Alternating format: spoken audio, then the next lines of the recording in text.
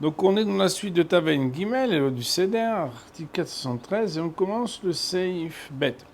Il est marqué Shoté ba Seiba, donc il boit le verre qui lui a été versé. Donc il le boit ba Seiba sur le côté gauche, accoudé, comme on l'a appris dans l'article 412 Tavain Bet, Ve'eno mevarech aharav. Et il ne prononcera pas de bénédiction après l'avoir bu, et ce malgré le fait qu'il aura bu un réveillite, puisque comme on l'a vu la semaine dernière, enfin dans les derniers shiurim, il doit boire une quantité suffisante pour pouvoir dire qu'il a vraiment bu. Et bien sûr, la question est de savoir pourquoi. Mishnah Brura, Seif Bet, Seif Katan Yud. Dans mon audition, on est dans la première grande ligne. Il est marqué Shoté Be'aseba, il boira de manière accoudée. Vim Shachar Velo Isev. Et si il a oublié et il ne s'est pas accoudé, Ayen Besimanta Bain Bet Seif Zain, Mishnah Brura, Seif Katan Kafalev. Regarde dans l'article 412 alinéa 7 et dans l'annotation de Mishnah Brura numéro 21. Vous voyez que c'est très précis. Comme en plus vous l'avez fait, si vous regardez dans votre livre, vous regarder que les annotations sont renvoyées. C'est un livre qui est extrêmement structuré. C'est Ktan Yudalef. Ve'enom mevarech acharav. Il ne prononcera pas de bénédiction après. On avait dit qu'il boit accoudé et il ne fait pas de bénédiction de ala gefen, de près gefen. Et le Mishnah Brura d'expliquer ala gefen, vechoulé, ala gefen, etc. Le vav chavav qui veut dire vechou, c'est vechoulé, diminutif de etc. Afilou shatarabit, même s'il a bu un réveil, des sommeils hamashevar birkat hamazon levasov, car des en araméen peut vouloir dire chez en hébreu qui peut vouloir dire soit que quand c'est un descriptif, soit parce que quand c'est un justificatif. Ici, on veut expliquer pourquoi, c'est la raison pour laquelle je traduis parce que. Des sommaires, car il s'appuie al maché yevarech birkat hamazon lebasov, ce qu'il va réciter la bénédiction de birkat hamazon à la fin. Veod, et de plus, sous-entendu deuxième raison,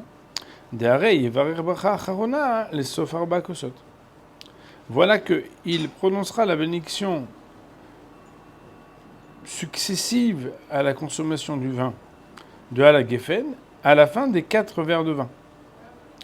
Donc, et par le Birkat Amazon et par le Ala Geffen de la fin des 4 verres de vin, il sera acquitté. Au Siman Tavain Dalet Hilber Etev, et dans le Siman, dans l'article 474, ça veut dire le prochain article du Shulchan Aruch, il sera explicité très bien.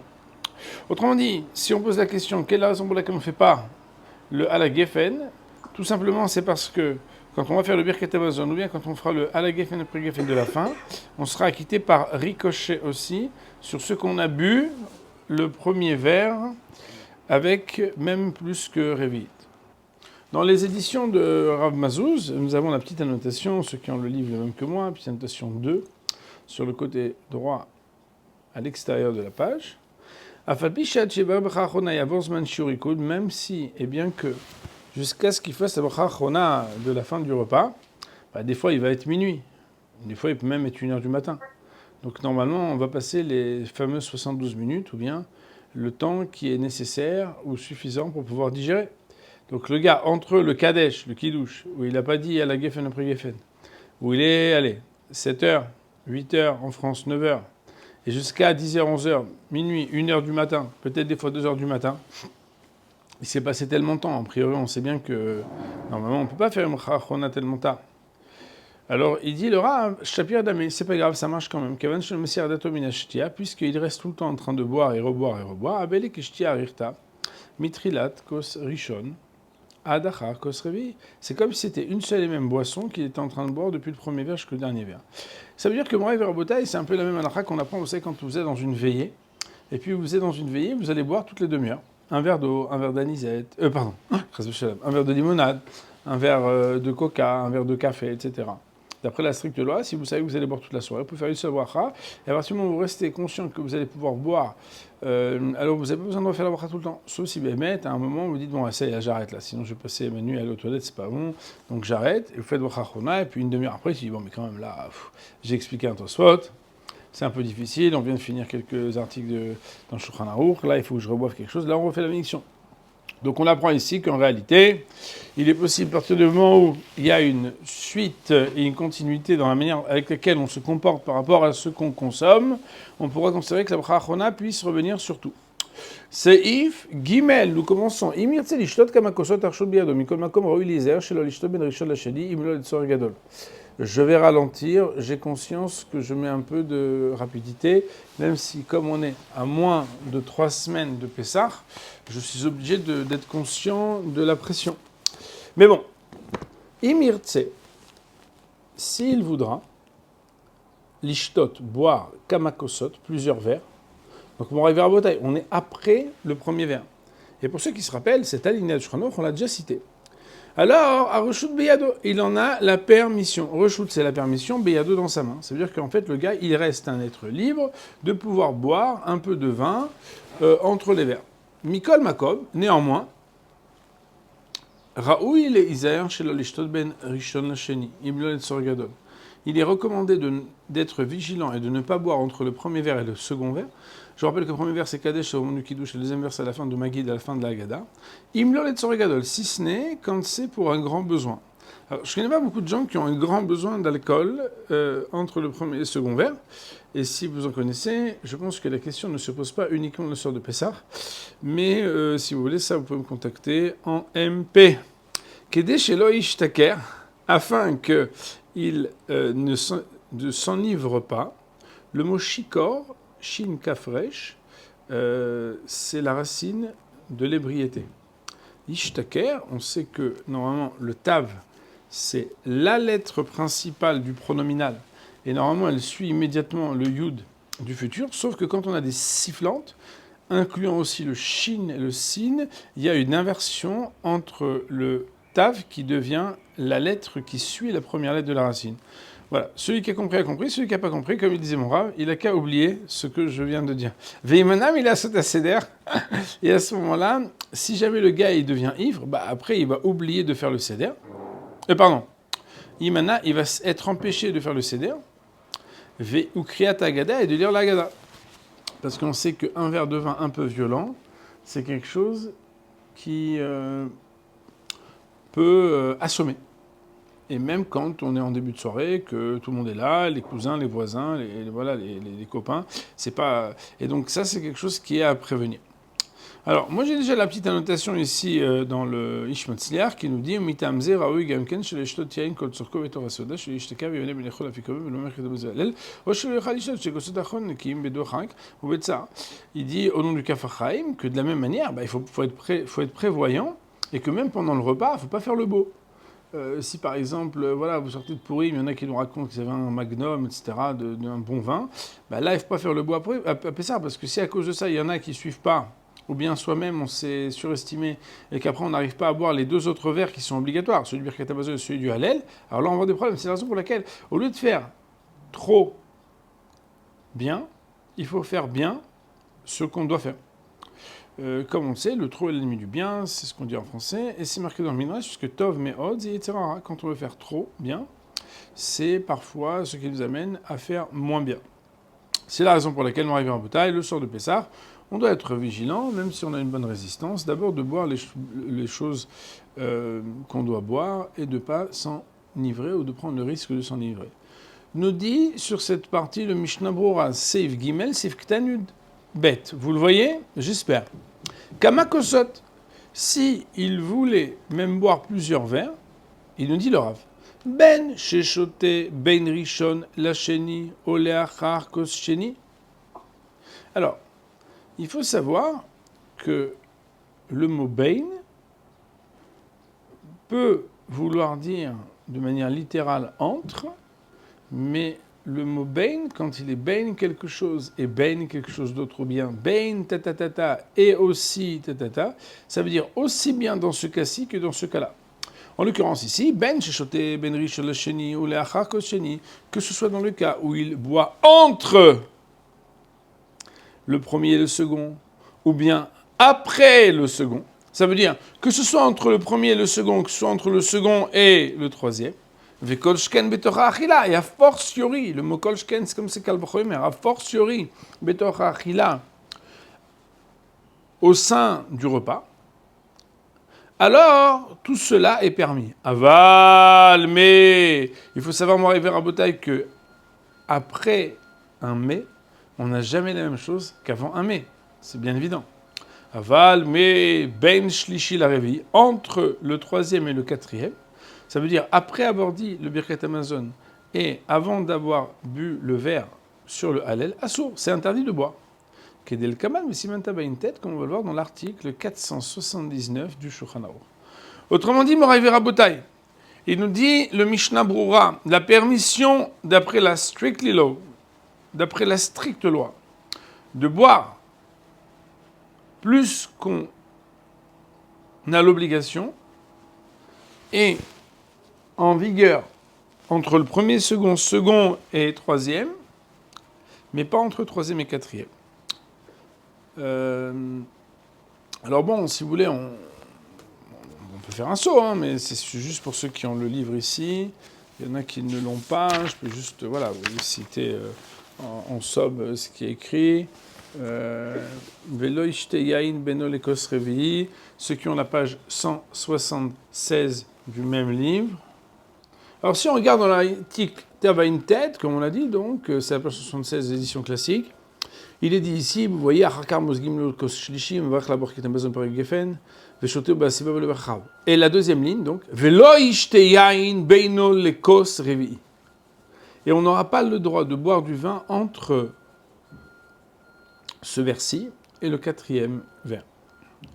Et là-dessus, le Mishnah Brura nous dit, on est dans le Sif Ktanahei en bas, vous le voyez, il est 4 lignes avant la fin, ouais, et marqué, Shema ishtaker veishan velo igmor et halel, de peur qu'il s'enivre et qu'il s'endorme et qu'il ne termine pas le halel.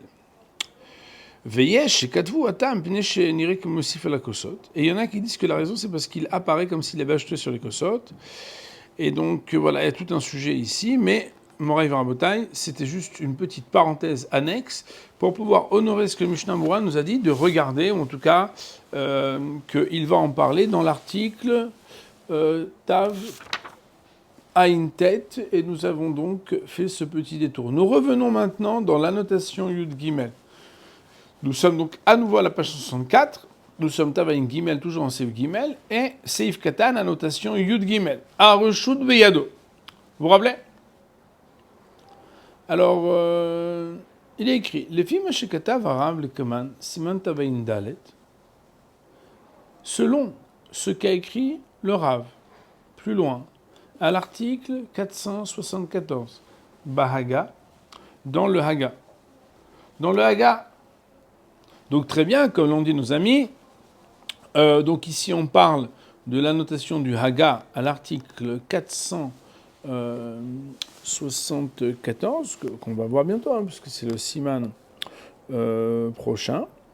Donc, les films Shekatav Arav le Kaman, Siman Tav Ayin Dalet Behaga, selon ce qu'a écrit le Rav, ici ça veut dire le Rav Moshe Isserles, plus loin dans l'article 474, dans l'annotation qu'il ajoute sur le Mechaber, des Minagenu, que notre Minaganu, dit-il, au nom des Ashkenazim, Levarer Bacharishonal Kolkos Vakos, où on a l'obligation de faire une bénédiction sur chacun des 4 vers.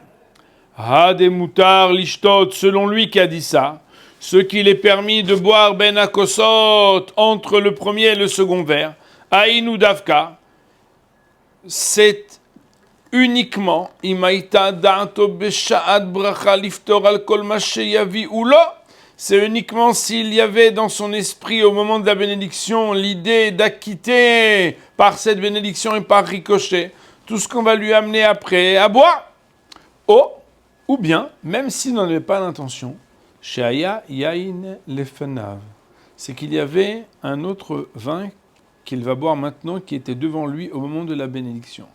Des mimeila, qu'alors automatiquement, le mot mimeila, moi je le traduis automatiquement, car automatiquement, niftar kolzman shelo chashov be'edia shelo lishtot, il est acquitté ce qui est devant lui et qui est concerné par la même bénédiction par défaut, tant qu'il n'a pas une pensée explicite à ne pas boire.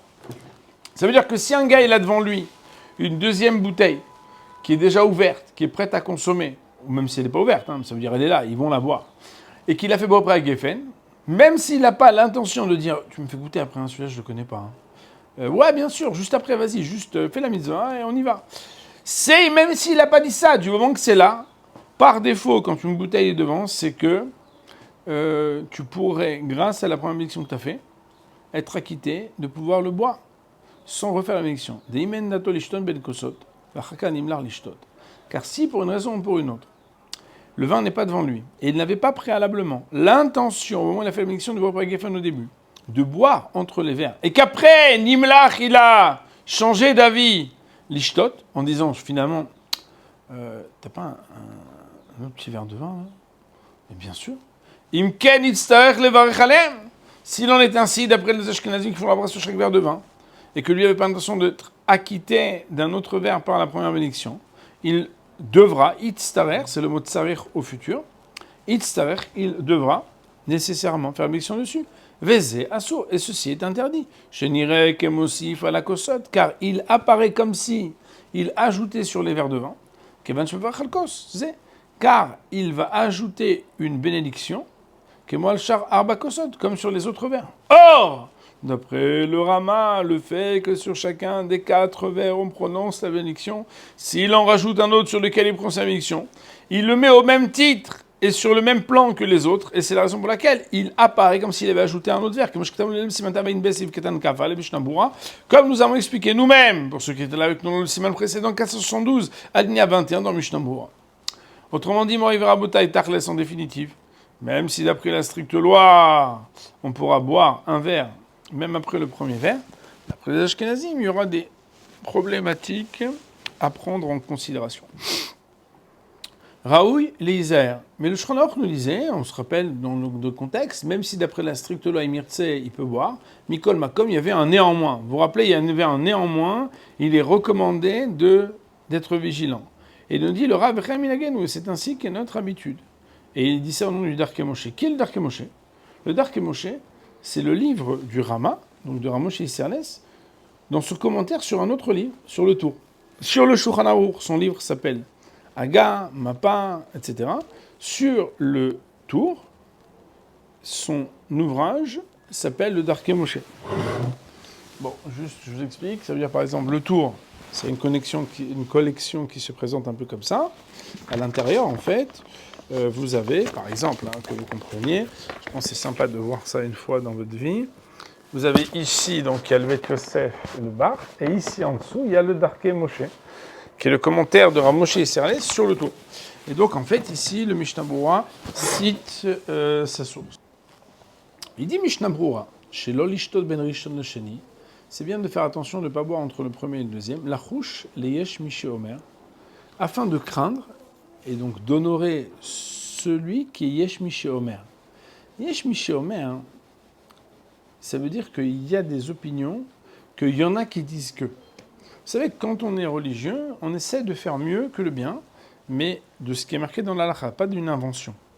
Par exemple, il y a des gens qui disent, est-ce que c'est mieux de ne pas respirer Shabbat dans la rue en hiver, parce que sinon les gens pensent peut-être qu'on est en train de fumer. Ah non, ça c'est n'importe quoi, c'est marqué nulle part.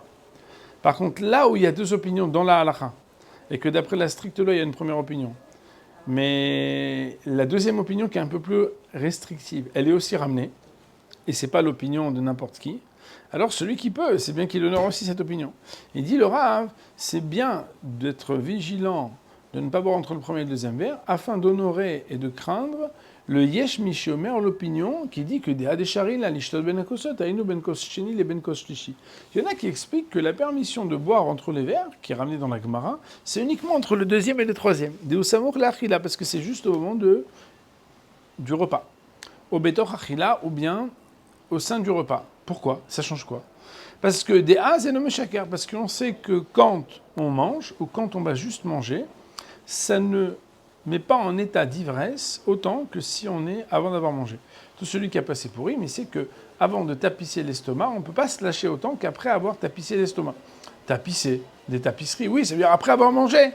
Des pâtisseries ou des tapisseries, tu manges des choses, quand tu as le ventre bien plein, alors je ne vous parle pas comme un spécialiste de l'ivresse, mais spécialiste de pourri, de se dire que normalement, on ne boit pas si on n'a pas mangé.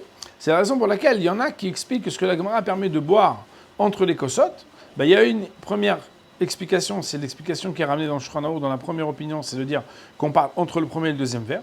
Et sous-entendu, en dépit du fait qu'on n'est pas encore dans le repas, quand même, d'après la structure, on a le droit de boire. Et il y a une deuxième opinion qui dit non, c'est uniquement entre le deuxième et le troisième. Et la raison, elle est parce qu'on est proche de manger. Et à ce moment-là, si toute la raison pour laquelle on a le droit de... si le seul cas de figure dans lequel on aura le droit de boire, d'après cette opinion-là, c'est uniquement entre le deuxième et le troisième. Ça veut dire qu'entre le premier et le deuxième, avalo ben rishon lesheni, kedeshelo ishtaker, ou kemosha sur ben shlishi lerevi. Autrement dit, il y a deux manières de comprendre qu'est-ce que ça veut dire d'avoir le droit de boire entre les verres. Première manière de comprendre, c'est même entre le premier et le deuxième. Et donc, a fortiori, entre le deuxième et le troisième. Mais il y en a qui disent non, mais que tout ce qui est marqué qu'on a le droit de boire, c'est uniquement entre le deuxième et le troisième. Quelle différence entre les deux? Comme on a expliqué jusqu'à maintenant. Shulchan Aruch a tranché la stricte loi selon l'opinion qui dit qu'on aura le droit de boire même entre le premier et le deuxième.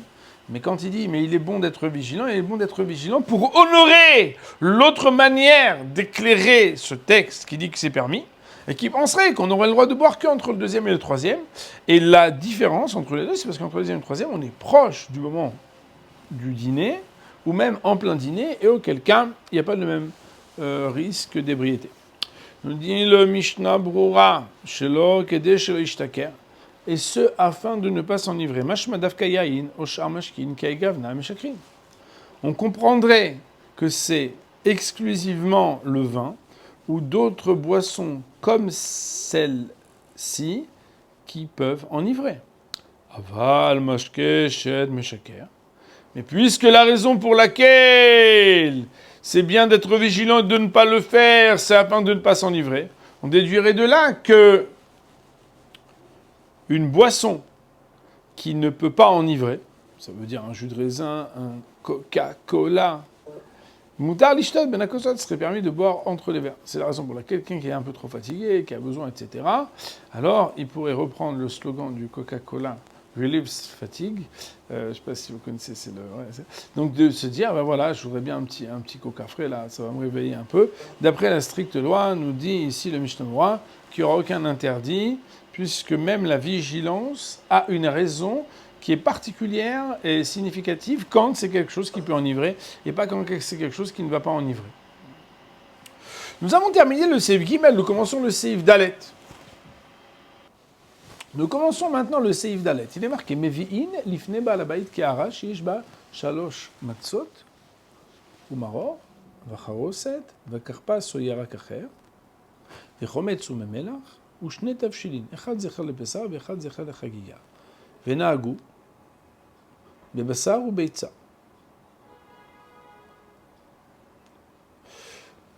Le pluriel au présent, moi je le traduis on. C'est un outil qui existe en français, qui n'existe pas dans toutes les langues.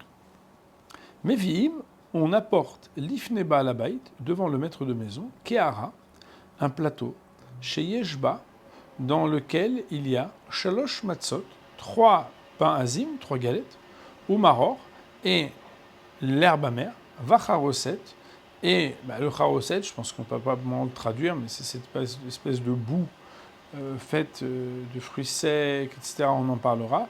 Vekarpas, on pourrait appeler ça le céleri, oyarakacher, ou bien un autre légume. Le Rama de dire vechomet sur memelach est du vinaigre ou de l'eau salée.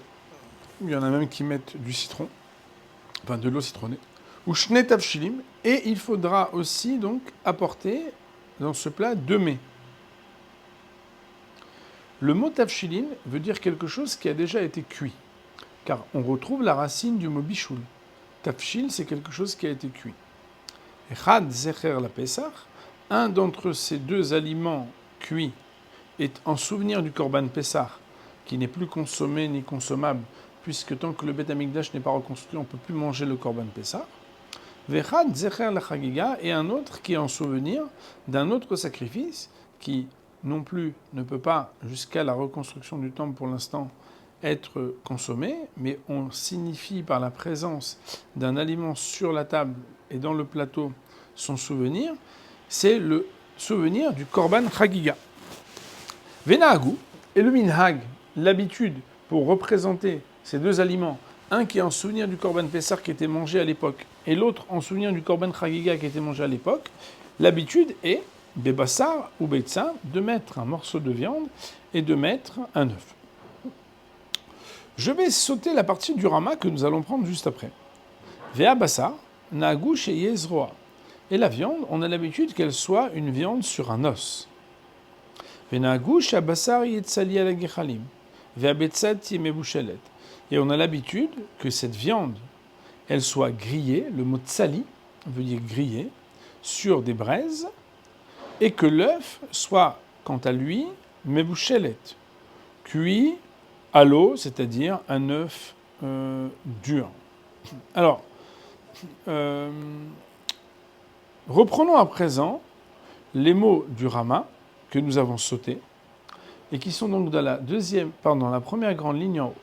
Visader akehara lefanav beinyan she'eno tzarich la'avor ala mitzvot.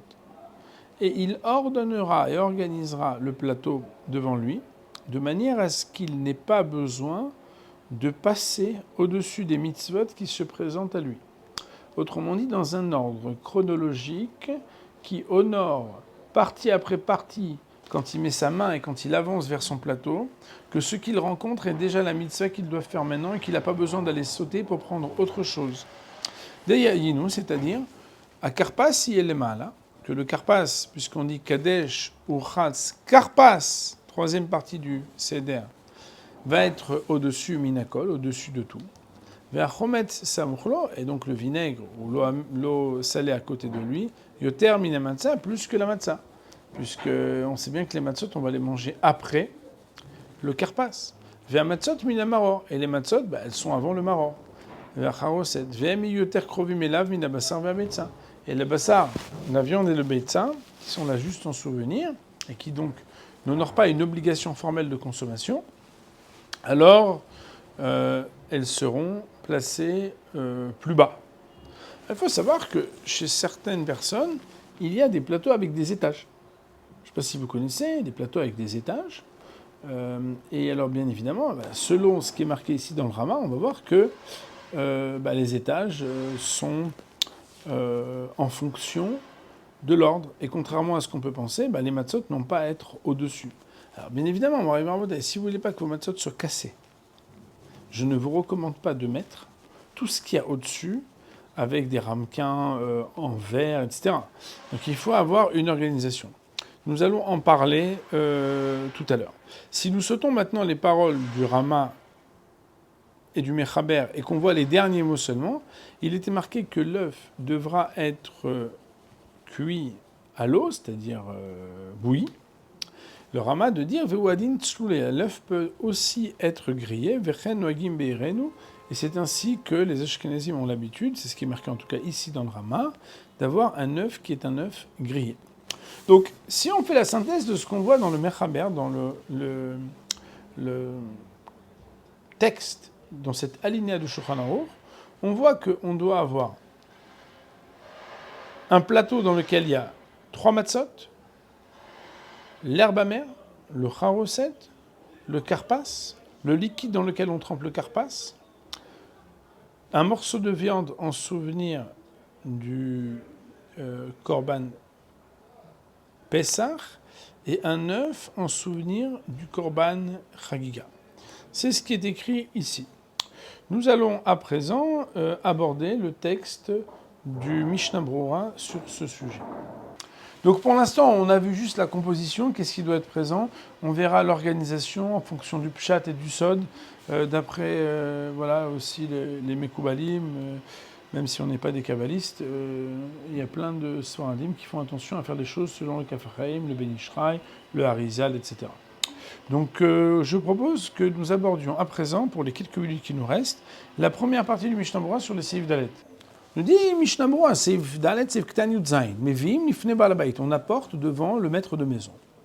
Aval Lifne Shar Bnei Beto, En Tzarich Le'aniach Keseder Hazeh. Mais devant le reste des personnes attablées, il n'y a pas de nécessité de poser un plateau aussi organisé. Et là, Kulam Notlim Shel Baal Habayit, seulement que tous se serviront de ce qui est déposé et mis à disposition du chef de maison. Veze afilu bemekomot sheyeh shulchan katan lifnei kol echad ve'echad, et ceci est même valable lorsqu'il y a une petite table qui se trouve être devant chaque personne. V'chol shken, et a fortiori bimkomenu, dans nos endroits, chez Kulam Yoshim Ashulchan Echad, où on est tous attablés à la même table. Chez Yeshba Shalosh Batzot, il faudra qu'il y ait 3 metzot. Shtaim Mishvil Lechem Mishne Kishar Yom Tov. ואחד כדי לבצע לשתיים, חציה לקיים בו מצוות אכילת מצה דלחם עוני כרחמנה ומה שדרכו לעניים בערך פרוסה, וחציה השני בשביל לפי קומן כמן בסעיבה. Je relis de manière moins antipathique, je m'excuse. Pourquoi 3? Alors, bien évidemment, on parle ici 3 d'après le pshat. On ne rentre pas dans le sod. Shtaim, 2, bishvil lechem mishne. Parce qu'il faut 2 pains, puisque la veille du Shabbat et du Yom Tov, tombait la manne en double portion, kishar Yom Tov, comme le reste des Yom Tov, où on doit prendre 2 pains. Vous savez qu'on prend 2 pains, peut-être plus, mais en tout cas on prend au moins 2 pains, le Shabbat et le Yom Tov, ve'achat, mais alors pourquoi 3? Parce que 2 c'est pour les Mishne, et une, kedé les botza l'ishtaim, une qu'on va briser en 2. Les botza qu'on va briser, les shtaim en 2. Et alors, chetzia lekayembo mitzot achilat matzah. Une des 2 parties qui aura été brisée, c'est pour accomplir la mitzvah de manger la matzah. On verra ça bientôt. Et quelle est la raison pour laquelle il fallait manger une matzah qui est brisée? Des lechem oni karaya rachmana. Parce que la Torah a surnommé la matzah en étant un pain de pauvre. Ou mandarko shelani beprousa. Et quelle est l'habitude du pauvre? Le pauvre, il n'achète pas un pain entier, il achète un pain tranché. Ça veut dire qu'il achète un demi-pain. Il faut savoir qu'il y a des très bonnes boulangeries où les gens ils achètent un demi-pain même s'ils sont riches. Mais en tout cas, c'est l'habitude du pauvre de ne pas avoir la possibilité d'avoir un pain entier. Vechetia hacheni, et c'est quoi la deuxième moitié alors qu'on ne va peut-être pas manger tout de suite? Bishvil afikoman, ça va être l'afikoman.